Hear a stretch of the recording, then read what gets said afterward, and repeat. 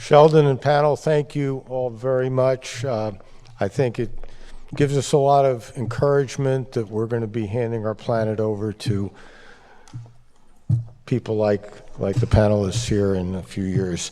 My name is Joe Bravman. I'm the chair for tonight's event, also vice chairman of the Arthur C. Clarke Foundation. One of the things that we do every time we have one of these wonderful award events is, in addition to 3 exceptional awardees, we also try to bring Sir Arthur Clarke into our event.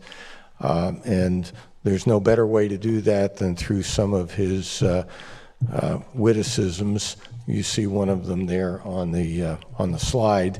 Some of them actually are apropos of many of our speakers tonight. Certainly the panel here is sort of inspired by the notion that it's inappropriate that we call this planet Earth when we really should call it ocean. In any case, we're about to hear from the Honorable Diana Dougan, who will introduce our first awardee, Dr. Irwin Jacobs.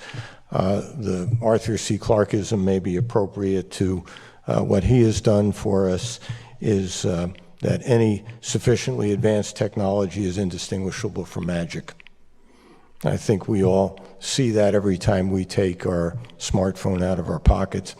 Of course, we all know magic comes with a price, so we have to think about that one too, and science fiction teaches us that as well. So without further ado, I will turn the podium over to Diana, and she will introduce our first awardee.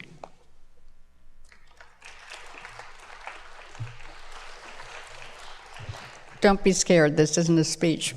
But thank you, Joe. And by the way, Joe has been chairing this gala or whatever program each year, and each year is very different. And one of my favorites was 2 years ago when we had it in an incubator, and Jeff Bezos was the honoree. And the format that worked so well with him, we're going to use again this evening for our Lifetime Achievement Awardee.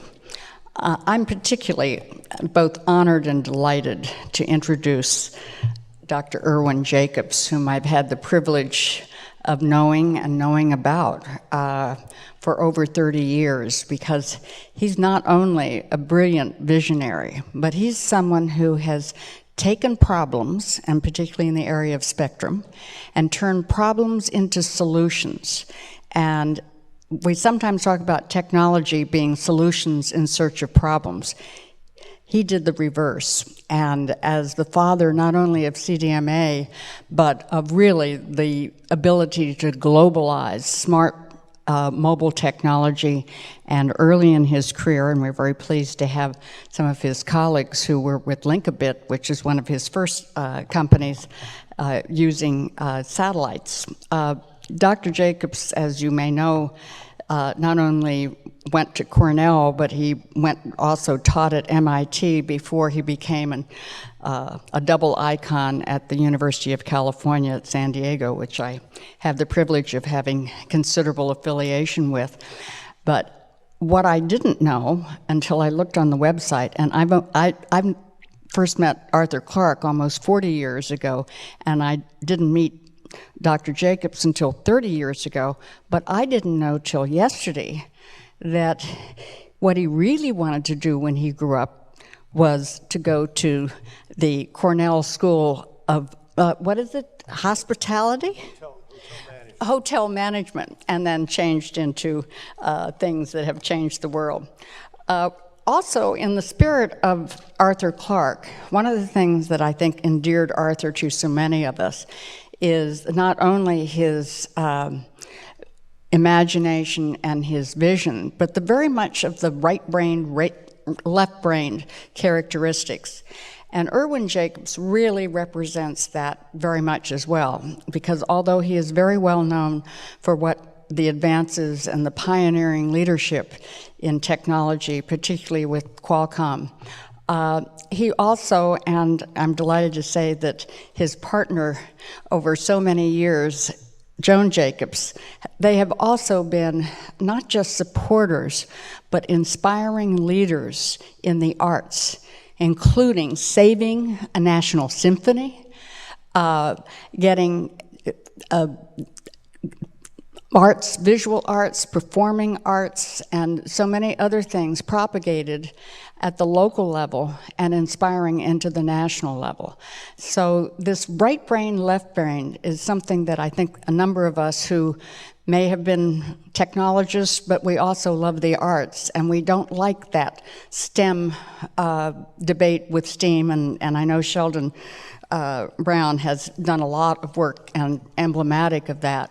But I would like to remind us, and also in honoring Dr. Jacobs, that we think about the importance not just of the humanism that Arthur Clarke brought, but also the fact that the arts and the humanism of arts is also very important to making science and technology useful as well as practical and inspiring. So it's a great honor to introduce Dr. Irwin Jacobs. Thank you.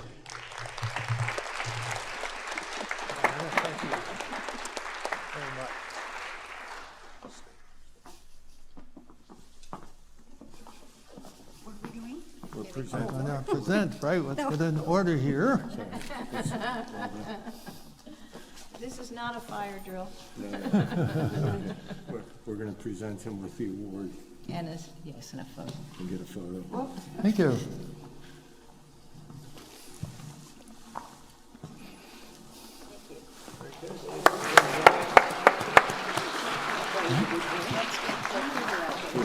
Okay.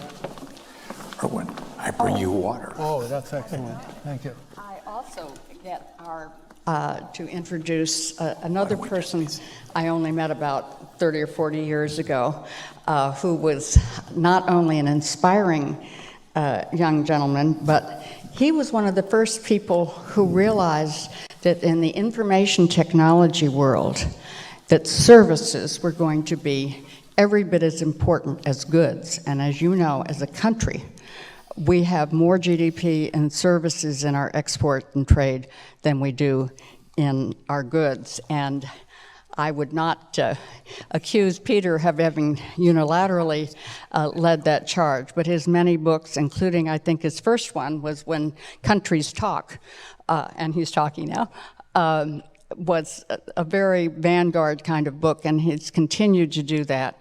He also is the Dean of the Graduate School of International Relations at the University of California in San Diego, and has served in a number of academic roles. But unlike many academics, he has also taken leaves of absence and sabbaticals to work, particularly as head of the International Bureau at the Federal Communications Commission, and 2 stints with the U.S. Trade Representative, including being the counselor to the Trade Representative in the Obama administration.